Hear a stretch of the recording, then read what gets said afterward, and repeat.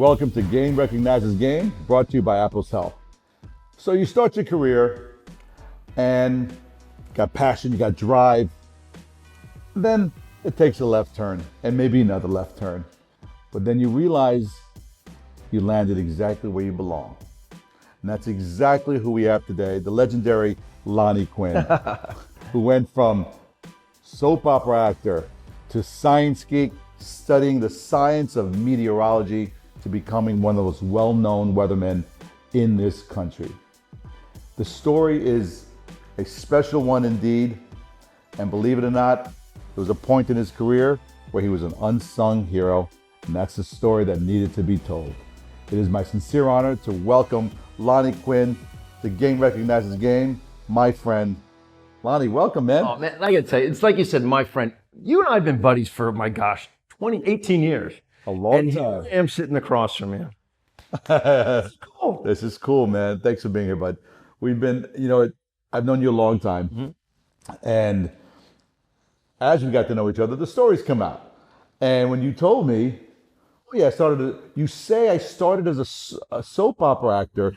So, a matter of fact, and I'm like, oh yeah, I get that. So you got to tell me, you started, where'd you go from? I know you played high school sports, and you can tell me that story. So it's all through high school. I'm like the sports guy. I was a cross country runner, a swimmer, a track runner, baseball player. So there you go. That was my high school career.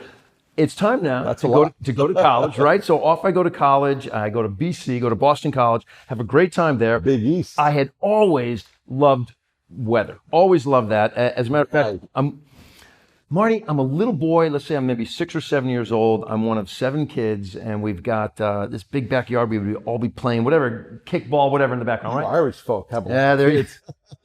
That always comes up. And I'm lying in the grass while my brothers and sisters are like, running around doing their thing, and I'm just fascinated as a little kid, Marty. Love it. Watching, who knew that there were all these different, levels in the atmosphere? I'm 7 years old, and I'm watching some clouds move this way, and I'm watching other clouds move this way. I'm like, how is that even possible? So when I went to Boston College, I became a broadcast communications major. I wanted to be a weatherman, all right? And did my internship at WBZ my senior year. And BZ's a college campus radio? No, WBZ is that's Boston's. They've changed their affiliation a couple of times, whether they were NBC or ABC at that point in time. Yeah. But no, it was a big player in Boston. And so that's where I did my internship. And the thing is, that didn't go so great for me because they just weren't equipped at that point in time to really mentor. They're so busy. I mean, news is such a busy business that I was basically delegated to picking up laundry and getting, the Chinese food when it was delivered, stuff like that. The grunt work. Do anything. I didn't really get to my hands dirty, didn't necessarily love it. And I said, okay, this is not for me. And then I find myself graduating. I'm like, what am I gonna do now? I go out to Nantucket with some buddies, and I'm working as a waiter in a restaurant out there, having a grand old time. Born and raised in Connecticut, right? Yeah, born and raised in Connecticut. Yeah. So I'm spending the summer on Nantucket, and they're filming a movie out there. And it's got John Cusack and Demi Moore. That became a huge hit, but it was called One Crazy Summer. Yeah. And I was also, another job where I was a tour bus driver on the island. That the movie company hires me to carry the actors back and forth to all the different locations. I get kind of friendly talking to them, and I was talking to Demi Moore at the time, and I just said, what if I wanted to try this? And she's like, well, you don't want to just, jump off a bus. You want to find a good school and really study it, because I really had done nothing like that ever. And so... Well, let me stop you for a second. Yeah. You asked Demi Moore. Yeah, I know. Hollywood royalty now. Right? I know. I think I'm going to do what you do. I realized that just sounds kind of like, Demi Moore. It's not like we were super tight, but we had been spending 3 weeks going back and forth and having lunches and stuff together with the whole cast and everything. I said, Miss Moore, I don't know what it was, but I asked Demi Moore, I said, how do I try it? So she told me to apply to some schools. So I applied to 3 different schools, was rejected at all of them except one. These are acting schools? This is acting schools. So I ended up going to the American Academy for Dramatic Arts and spent 3 years there. It was great. And then I got thrown out the doors into the wild world and how to get a job. Marty, I got put under contract with ABC within 2-3 months of graduating. So you went from school, auditioned, landing an ABC contract. All of a sudden I'm walking in the front door with Susan Luchi at All My Children. Yeah, and so I did that gig, and then yeah, you betcha. There's big transitions in Let's here. not fast forward past All My Children. We're not going to go that fast. Okay. Yeah. Name of your character in All My Children. What was the plot? Okay, I started How many off. girlfriends did you have? Interesting there. Okay, so I start off as Will Cooney, and they transitioned me to Will Cortland because Will Cooney, I was supposedly this relative of Palmer Cortland. He came from these backwoods roots in West Virginia. So my sister and I come in there, Will and Dixie Cooney, we come in. We want to, get our hands in on some of this wealth that Palmer Cortland's been, developing. So he takes us in, and then as he sort of cultivates me in from more of like a hillbilly into like someone who's working for his company, I then become Will Cortland. And I was involved with Julie Chandler at the time. Those are the two big families, the Cortlands and the Chandlers.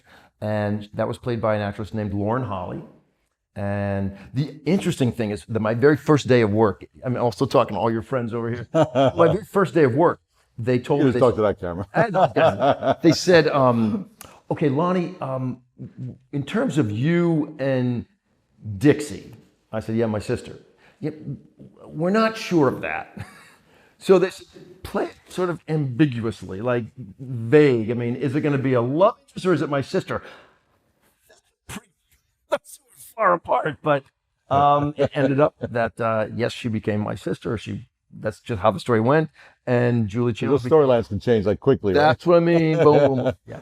That's rapid fire. I mean, in the soap opera business, right? Oh, that would be crazy. So you talk about like learning your lines. Soap operas, you're taping a full hour every day. Every day you're going in there, you're in the whole show, top to bottom. So that's about 60 pages of script. And you're getting that script. You were getting that script the night before. Think about that. Right now, I'm not in all 60 pages. Yeah. I may be in, look, it's a busy day. Dog-earing all your lines. In like maybe 15, 20 pages if it's a busy day. But if I'm a back burner character, I'm in maybe 4 or 5 pages. Either way, you're getting it the night before.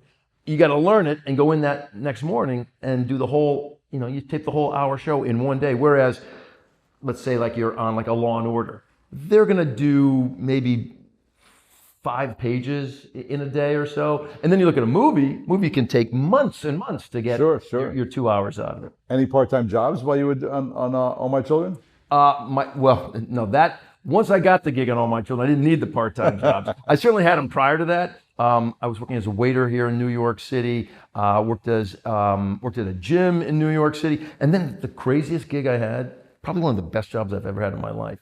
I worked for Malibu Rum, okay? And they were doing this campaign to try to just, raise the profile of the brand. And I was Malibu Mike. I get cast as Malibu Mike.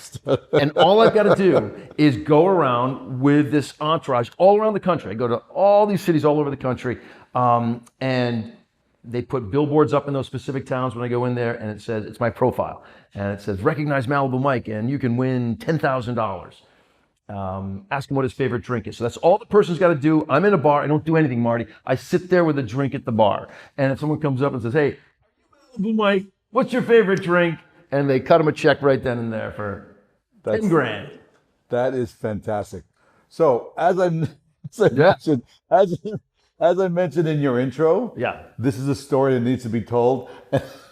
But now, Malibu Mike, really? What is Malibu Mike wearing? This is fantastic. Malibu Mike. You and I had no idea we're going to go down this path. All right, Malibu Mike wore, okay, if I was in like a warm climate town, let's say I'm in Miami, I'd have shorts on. But otherwise, I had a pair of jeans, something like that. But I always had a Hawaiian shirt on. Oh, that makes sense. There you go. Your favorite drink was? A Malibu Colada, which was Malibu rum and pineapple, which I still love to this day.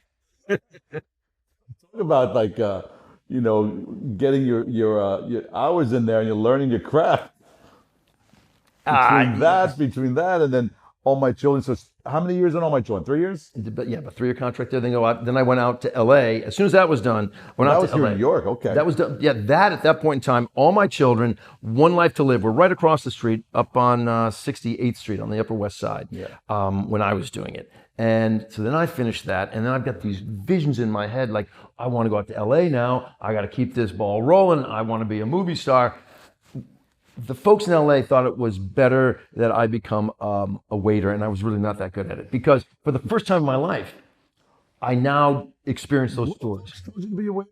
Oh, God. You mean like casting agents? No, yeah, basically, because for the first time in my life, I'm now getting those doors closed in my face. So I'd go in for these auditions, and I'd also told my agents at the time. It came a little easier for you in New York, right? It came a little bit easier, right? It's a different animal. First of all, out there, everybody in LA is an actor, or they're involved in the entertainment industry. Whereas here in New York City, there's, we certainly have a footprint of the entertainment industry here, but it's not an overwhelming footprint, right? Out there, everybody is doing it. I took my dog in to get neutered, and as the doctor was getting ready to do the operation, he said, "See, I understand you're an actor." He's sort of checking my dog. I said, "I understand you're an actor." And I said, "Yeah." He goes, "Yeah, I am as well. Let's just do this on the side." I'm like, The vet with the guy neutering your dog? With my dog. Don't learn your lines while you're neutering my dog. Exactly. So I get out there I get to LA, and I start going up for only movie roles. I told my agents I didn't want to do any more soap operas, so I'm only going for movie roles. And Marty, it's not happening. I get a lot of, "Oh, right, yeah, you're the soap actor." And look, there have been a few folks who have transitioned, Demi Moore being one of them, that have really transitioned from soaps into big movies. Meg Ryan also, but for the most part, there's not a lot of people who make the transition. You kind of pigeonholed a little bit. A little bit, and a little bit. As a matter of fact, once I spent, enough time just not getting any work, and I wanted to go back to work, I told my agents, I said, "All right, just get me a soap opera." And they put me on another soap opera. That was an easier thing for them to do, so I went to a show called Santa Barbara, and now, Marty, that term you just used is set in cement. Now I'm pigeonholed. Right. And it's not a bad life. Do not get me wrong. I mean, you're blessed to have that gig. You're great. You're a working actor. And when we talk about working actor, a soap opera actor, I believe, is the only working actor who can leave on vacation and know there's a job to come back to. Right? Yeah, that's great. So I did that until that show got canceled.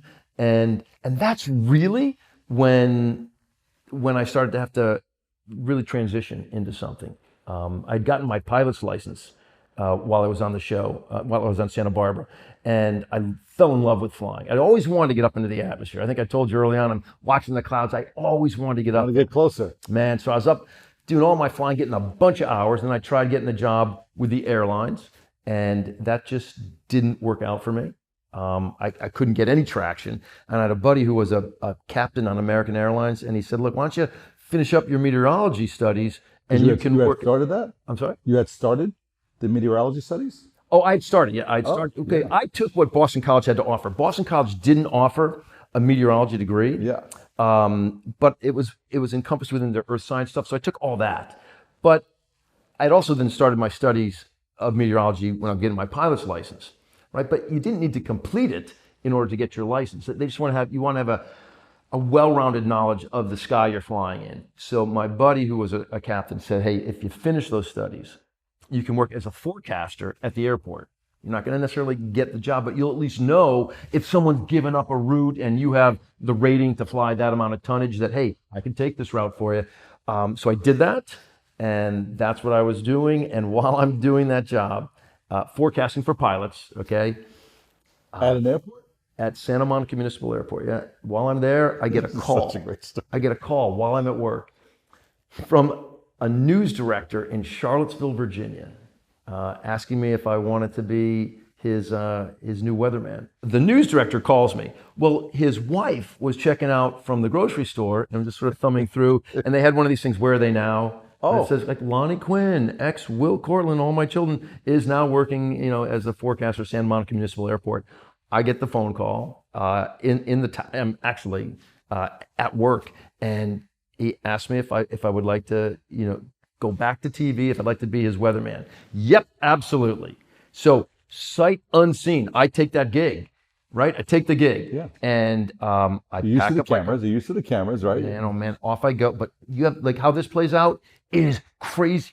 I get to Charlottesville, Virginia. I drive my car from Santa Monica to Charlottesville, Virginia. I get there. You drove. I immediately go on air. The next day I get put on air. Marty, I know that the screen is green. I have no idea how to work a chroma key, a green screen. I've never done anything like this, and I am terrible at it. Was there a clicker then? There's a clicker then, Yeah. and I'm like, I know it was just man, and you're pointing this way, and Looking at the camera. Like yeah, that, and it's just not going well at all. But that got me in there, and God bless Dave Cupp, my news director, just a fantastic man who had such patience with me and turned me into something.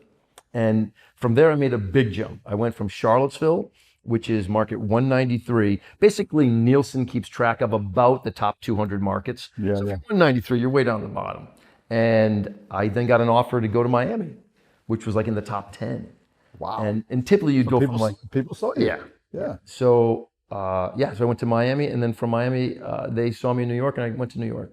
So you realize the story about where are they now usually happens when you're much, much older.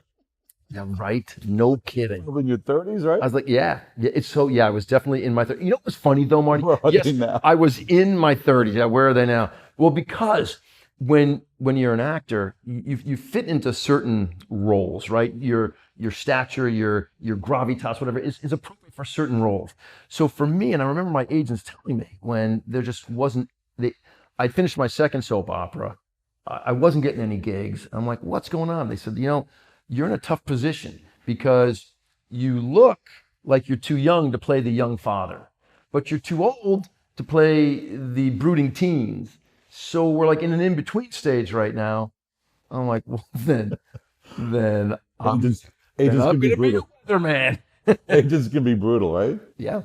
Interesting though. I read a little story about you actually, yes, you were hired to be the weatherman, but you got a chance to do real journalism, Oh yeah. right? In Charlottesville, right? Oh, Charlottesville, Virginia is a great market for any young person who wants to get started because you're going to learn everything. It's a small enough market that they just don't have the staff, and you've got to do everything. So I wasn't doing just weather there. I would do whatever came across my desk, and one day coming across my desk was a huge national story. Got picked up by CNN, got picked up by the world, and it was the Thomas Jefferson controversy about Sally Hemings and Sure. and whether She was one of his slaves. his and daughter. He, Yep. he had a relate. Oh, his daughter. Okay, I'm sorry. Yep. No, but you're right. But Sally was the daughter. Sally was the slave, though, right? And then whether they had children, and then and that ends up being There was some DNA that was Absolutely. current relative. those people. Wow. And it caused a controversy, but it was a huge story, and my hands are in it. CNN, I'm at this little tiny station in Charlottesville, Virginia. CNN is reaching out to me for interviews and things like that. It was an amazing time in my life. It's amazing. And the opportunity was there, and you took. Huge. Oh, there's no doubt that opened doors for bigger markets. Like I said, I went to Miami. So I don't want to ignore the fact that you mentioned yourself, a little kid staring into the clouds, staring into the stars, right? You were fascinated with the way clouds move. At some point, you had to pinch yourself that you were doing exactly what that little kid was so interested in. Marty, I am a firm believer that God never closes a door, he opens a window somewhere. I am doing what I'm meant to do. Yeah. I know that. And everything I've talked to you about, be it Malibu Mike, be it my years as a soap opera actor, loved it.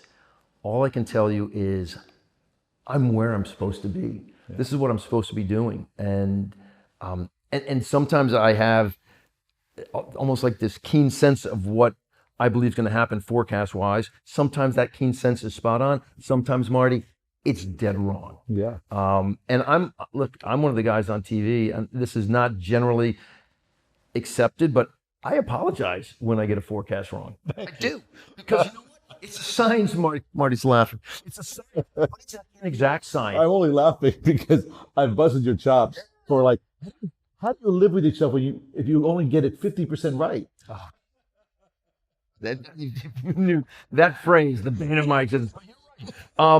Look, we're way better than 50%, right? I actually hate anytime they'll put up rain chances at 50-50. I always tell my people in my office, I said, guys, we're not going to put up 50% for anything. That's flipping a coin. Right. Really? Okay. We can do better than that. Hedge it either 40 or 60 if you want. We don't put 50% up there.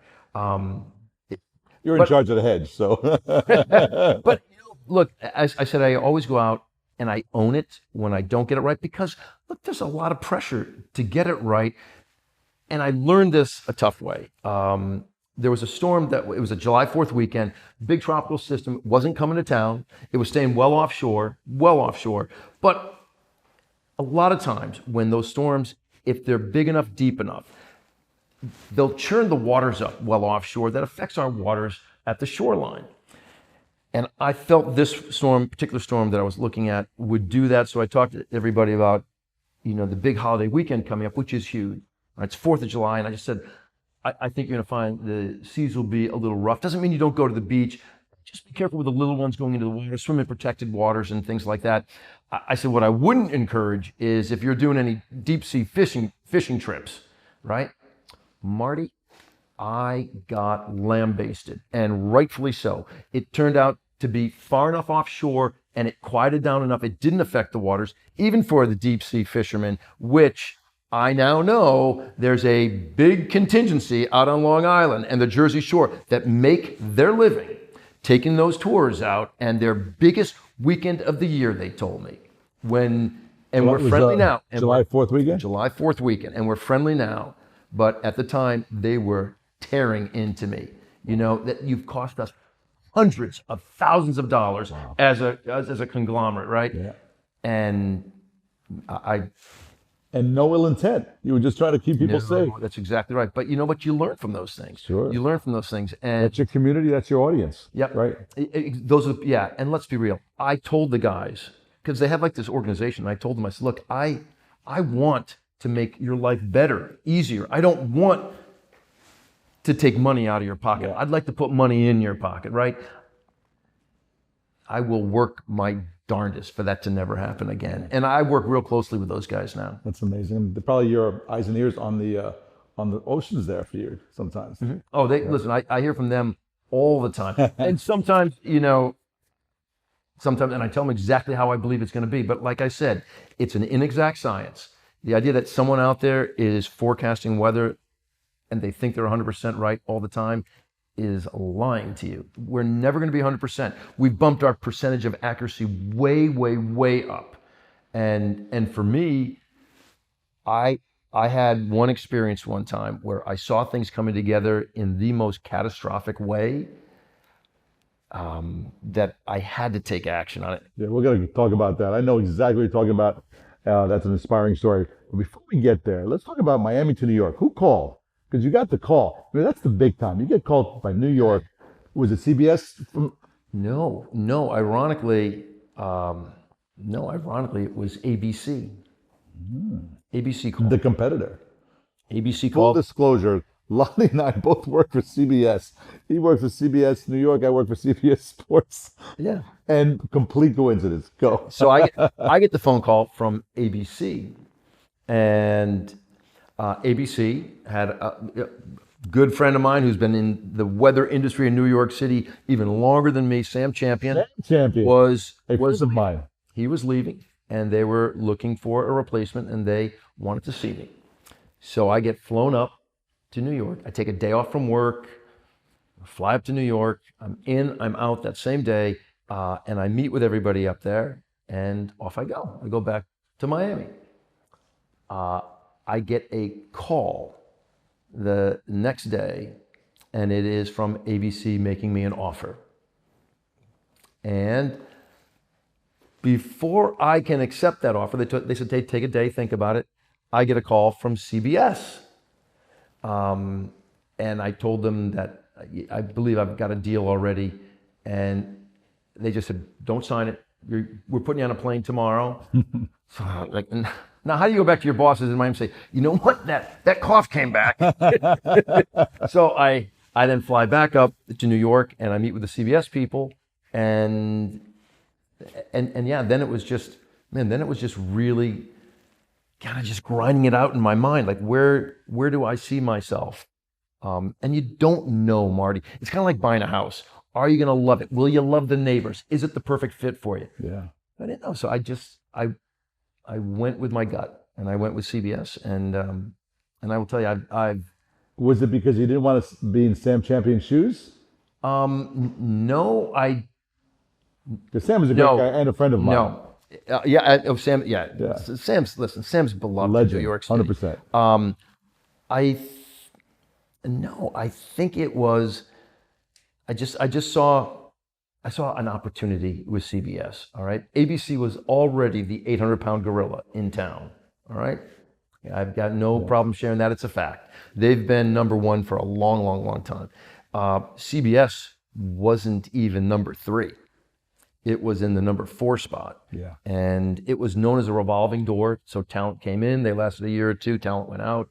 And I thought I could make a mark there. I thought I could. It didn't start off easily for me at all. But I made my mark. I persevered, and it's been 18 years. You've made your mark, young man. You've made your mark. Interesting how you described it. It sounded very much like getting the call for All My Children, or getting the call to go to LA and getting those calls. It sounded very much like that excitement, that stamp of approval of sorts. Yeah, and you know what? That is a good parallel to draw. I used to get so excited when I would get the phone calls from, my agent. Hey, they want you for such and such project. When I was working as an actor. But when I was getting the calls from these big players, ABC, CBS, the CBS network, all that kind of stuff, equally as exciting, a different realm, if you will, but equally as exciting.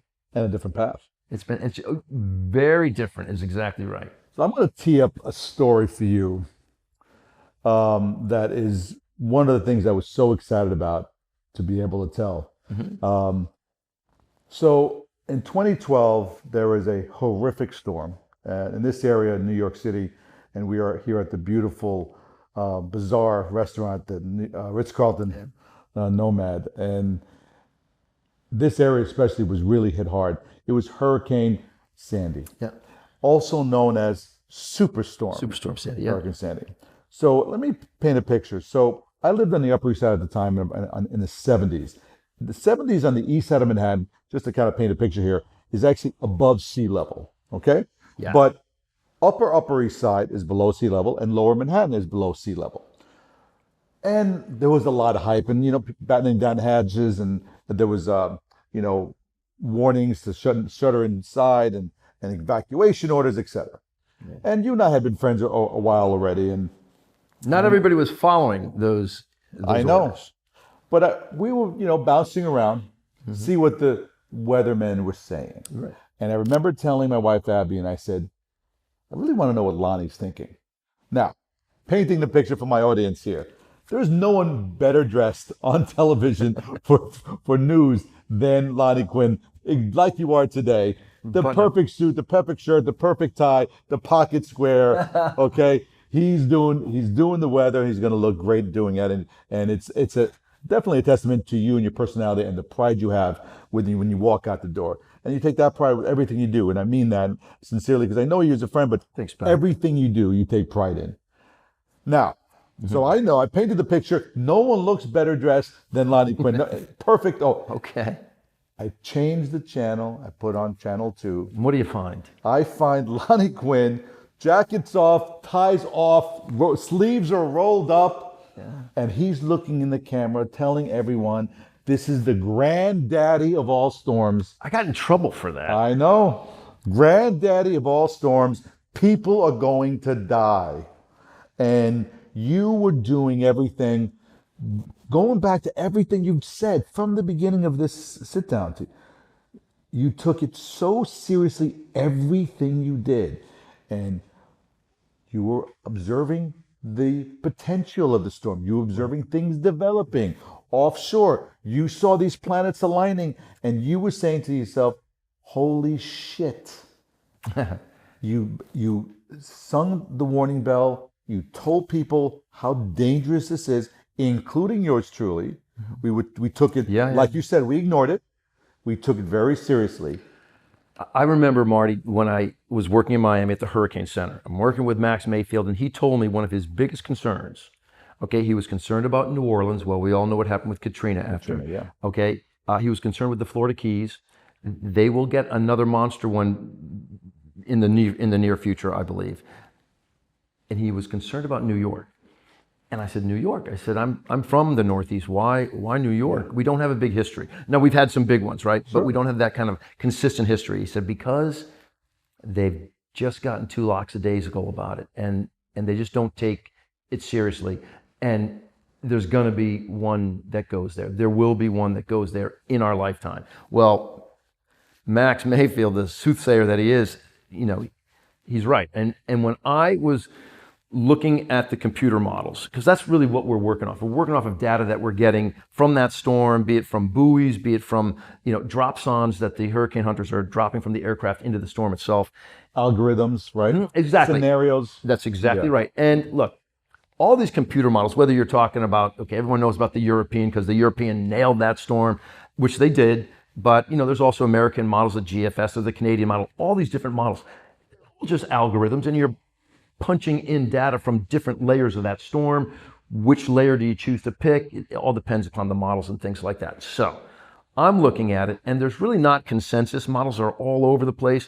There's one model that was on this from day one, and it's not the one you're thinking of. It wasn't the European. The European definitely got on it very early, but the number one model, and nobody thinks about this, it was the Canadian model. And I was watching that, and I'm watching it the whole time. No one in the world, it seems, is looking at the Canadian model. I'm like, boy, if this holds true. If that scenario held true. Oh my God, Mark. And so then it's a Sunday night. It's a Sunday night. Yeah, I'll never forget this. It's a Sunday night, and I'm working because the storm is offshore, right? It's offshore. And chances are on this Sunday night that it stays offshore, right? It'll be like an egg beater in the water, making our waves big, but somebody else, it's a storm for the fish. The Canadian had it curving, coming right to shore. The European curves it, brings it right to shore. And now I've got one really big player and another one to back it up. The big player is the European, but I'm like, we go on air right now. And some people might have this idea like, look, let's wait for another model run to see if we get bona fide consensus. Maybe this is just an outlier, a crazy bit of data it's spitting out. I said, nah, I think this is going to come together. So we broke into coverage to talk about the severity of this. And I think I told you I got in trouble for a couple of reasons. I used alarming inflammatory language.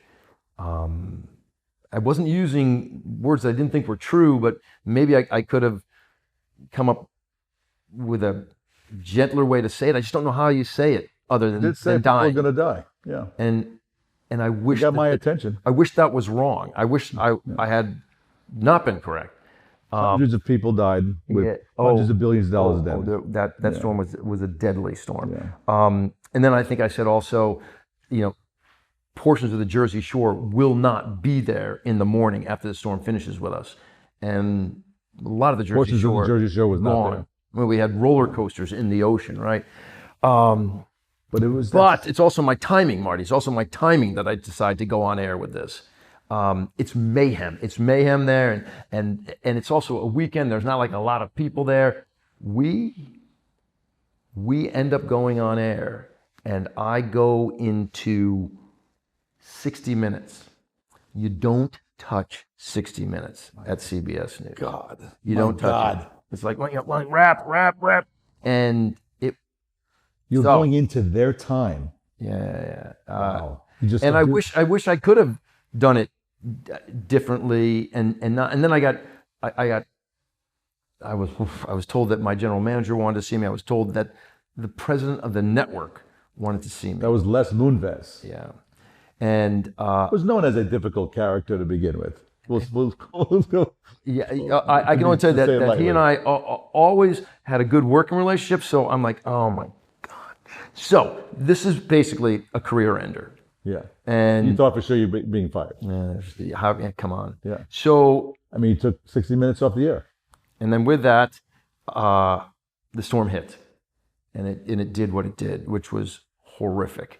Yeah. And sad day indeed. I called Les's secretary, and and she was very nice answering the phone for me, and we talked about the storm, that whole thing. It was very nice. That's very funny. And then I said, Les wants to see me, and she goes, oh, yeah.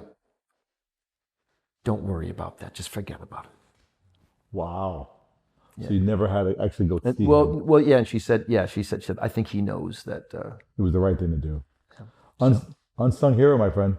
Unsung hero. Well, you know what they ended up having me do? They had me, probably one of my biggest honors that I've ever received. I got asked to go and ring the opening bell on Wall Street. And it wasn't necessarily ringing the bell, but it's when they announce you, and all this thunderous applause comes up from these people that I don't know any of them, That's what I mean. It was your call to action. And this is the story that I knew that had to be told. And it's a beautiful story.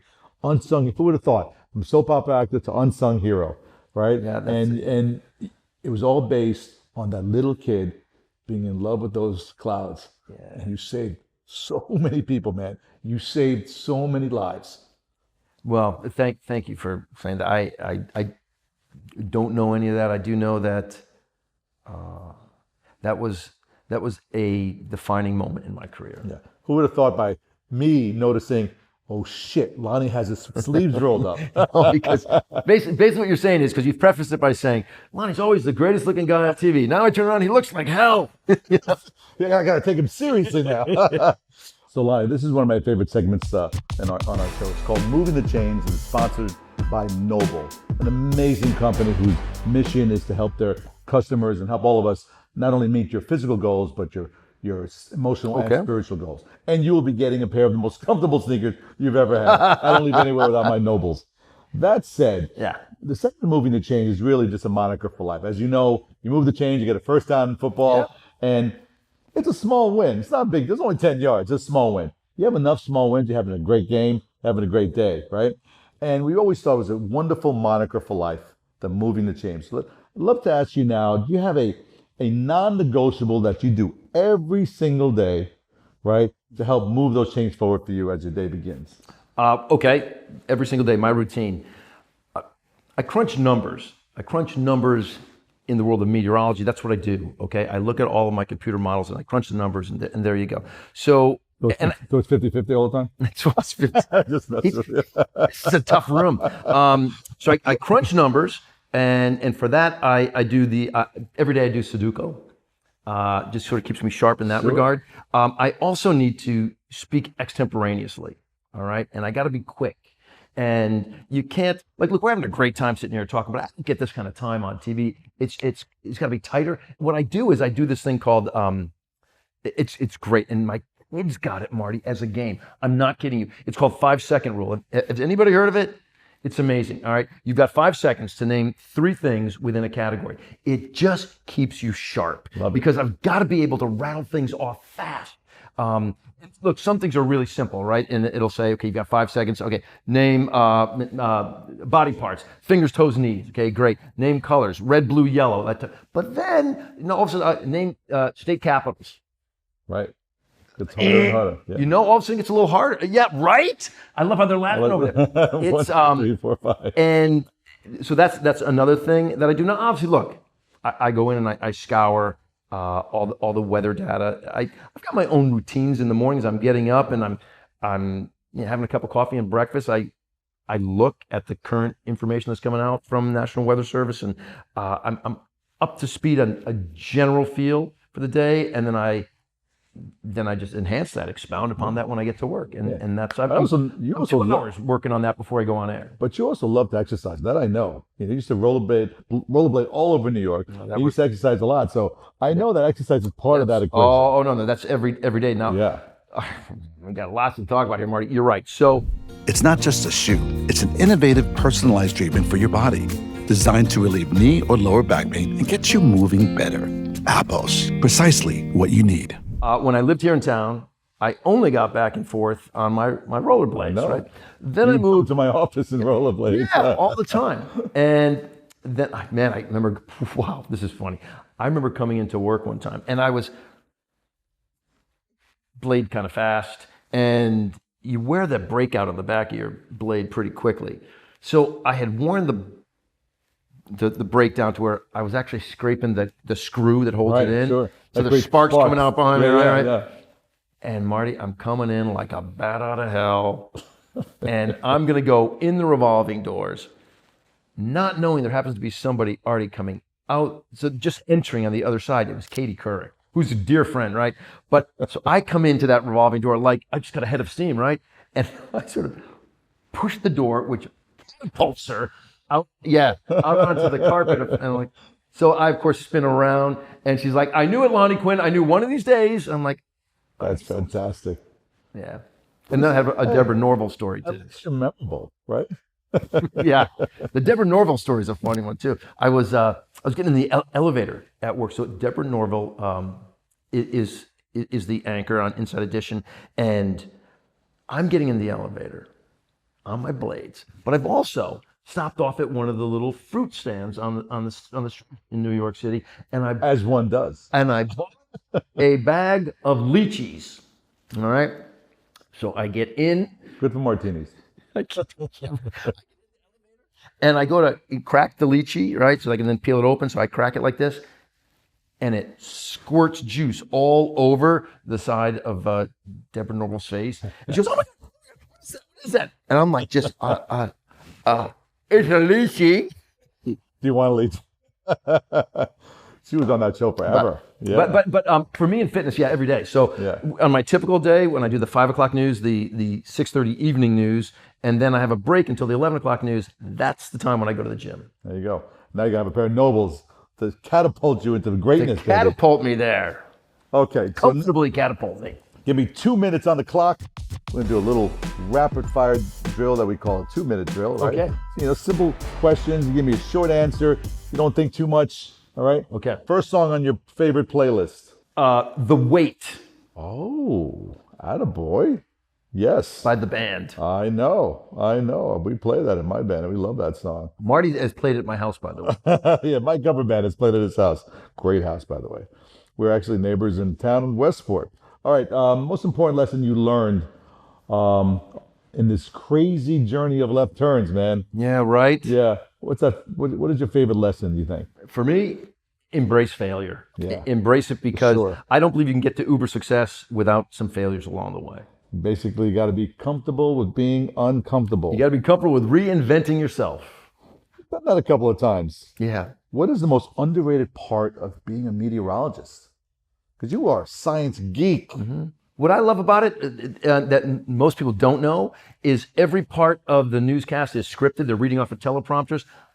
I love the fact that the weathercast is the only part of your newscast that is just me winging it. I love that. That's it. There's no words in that screen. It's just me talking. I love that. And that's something I love about when I do sports and do my injury analysis.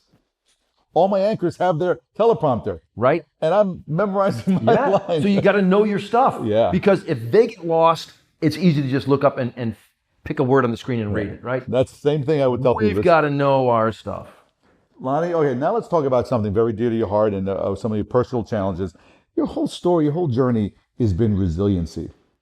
It's been, like you said, just rolling with the punches. You recently, suffered a head injury that was that you actually didn't realize how serious it was. And it knocked you out, man. And you recently came back to work. And that journey from injury, setback, to coming back, quite emotional, hasn't it been? Well, okay. It is now, Marty. Hear me on this. This will be my platform, all right? Because everybody, working in the position that I work in, they're obviously doing something for juvenile diabetes, cystic fibrosis, something like that. Sure. And I've certainly done all of that. And cystic fibrosis has been near and dear to my heart. But I'm just telling you, now that this is the walk that I walk myself, it's all about head injuries and stuff. Yeah, so I was in a car accident, New Year's Eve. wake up in the hospital. Driver or passenger? I was a passenger. And I wake up, and once they finish all their tests and they determine that my brain is not bleeding, I get discharged. My only instructions, Marty, alternate Tylenol and Motrin every 2 hours. So I do that. As a matter of fact, I go back to work. Just my regular day.